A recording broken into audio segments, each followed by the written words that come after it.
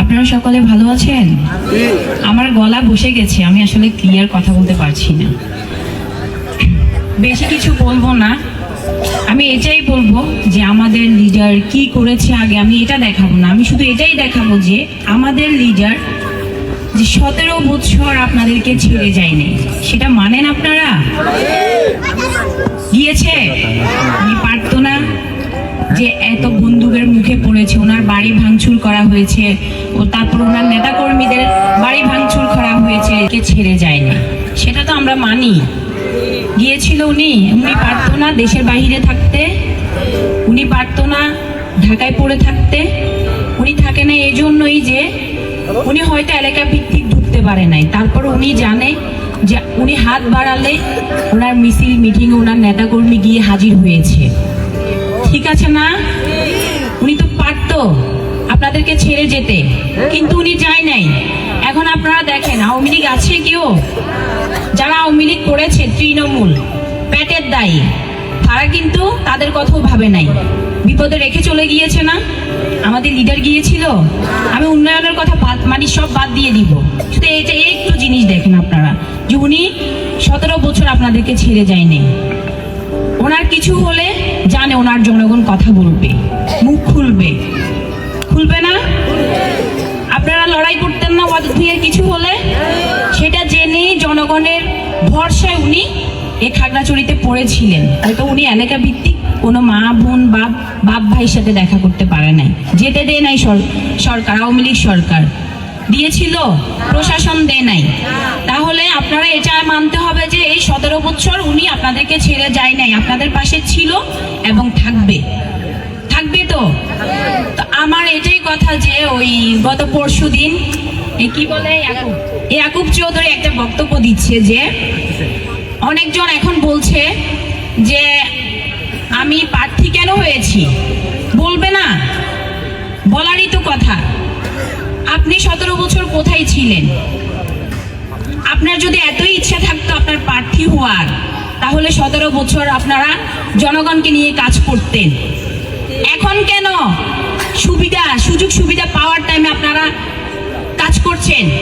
MP হওয়ার ইচ্ছে হচ্ছে, মন্ত্রী হওয়ার ইচ্ছে হচ্ছে, এটা জনগণের সেবা করার ইচ্ছে হচ্ছে, এটা আমাদের হবে কেন? ওয়াদুদ ভূঁইয়া যে ওয়াদুদ ভূঁইয়ার নেতাকর্মী ছেড়ে যায় না কাউকে, এটা ওনার ইচ্ছে করার দরকার, ইচ্ছে হওয়ার দরকার যে আমি ছিলাম, আমি যোগ্য, ঠিক না? জামাত কি প্রার্থী হওয়ার যোগ্য? আপনারাই বলেন। ওনাদের যদি এত ইচ্ছে থাকতো 17 বছর ওনারা কাজ করতো না? আপনাদের সবার খোঁজ খবর রাখতো না? খোঁজ খবরটুকু তো রাখতো, আপনাদের সেবা করতো। তো ওয়াদুদ ভূঁইয়া তো করেছে, এটা তো আপনারা জানেন। তো ওনারা সকল থেকে আইডি কার্ড নিয়ে যাচ্ছে, সেটা আপনারা জানেন যে আপনাদের মূল্যবান আইডি কার্ড আপনারা দিয়ে দিচ্ছেন তাদেরকে। কে কে দেন নাই? অনেকজন দিয়ে দিয়েছে। যদি আপনারা আইডি কার্ড যদি তাদেরকে দেন, তাহলে ওরা আপনাদের আইডি কার্ড দিয়ে আপনাদের নগদ বিকাশ এগুলো হ্যাক করতে পারবে, তারপর লোন নিবে আপনাদেরকে, এগুলো দিয়ে মানে এই আইডি কার্ড দিয়ে আপনাদের অনেক ক্ষতি করবে। ওই আইডি কার্ড দিয়ে লোন নিলে তারপর হচ্ছে আপনাদের নগদ বিকাশ, আপনাদের জায়গা জমি নিয়ে যদি ঝামেলা করে, আপনারা পারবেন সমাধান করতে? তৃণমূল আমাদের গরিব মা বোনরা পারবে লড়াই করতে? আপনারা দিবেন, কাদেরকে দিবেন? চেনা জানা, যেমন যাদেরকে ধরতে পারবেন যে আমাদের আইডি কার্ড কেন নিয়েছেন, আমাদের ক্ষতি কেন করেছেন, তাদেরকে দিবেন, চেনা জানা মানুষদেরকে দিবেন। আমার এটাই কথা যে ওয়াদুদ ভূঁইয়া আপনাদেরকে ছেড়ে যায় নাই, যাবেও না, আপনাদের পাশে থাকবে। আপনারাও ওয়াদুদ ভূঁইয়ার পাশে থাকবেন। আপনাদেরকে ছাড়া ওয়াদুদ ভূঁইয়া এগোতে পারবে না, সেটা আমি জানি। কেননা আমরা আওয়ামী লীগ না যে জনগণ ছাড়া আমরা এগিয়ে যাব। ওনারা হচ্ছে দেশের টাকা আত্মসাৎ করেছে, ওনাদের জনগণ দরকার ছিল না, ছিল? আপনাদেরকে কাউকে কিছু দিয়েছিল এই 17 বছরে?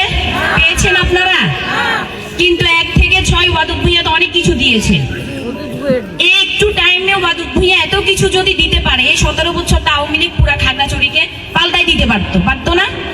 করেছে কারোর জন্য কিছু? তাহলে এইসব মনে রেখে আমি চাই আপনাদের মূল্যবান ভোটটুকু নষ্ট না করে 12 ফেব্রুয়ারি আপনারা ধানের শীষে ভোটটা দিয়ে আমাদের লিডার ওয়াদুদ ভূঁইয়াকে জয়যুক্ত করে সংসদে পাঠাবেন।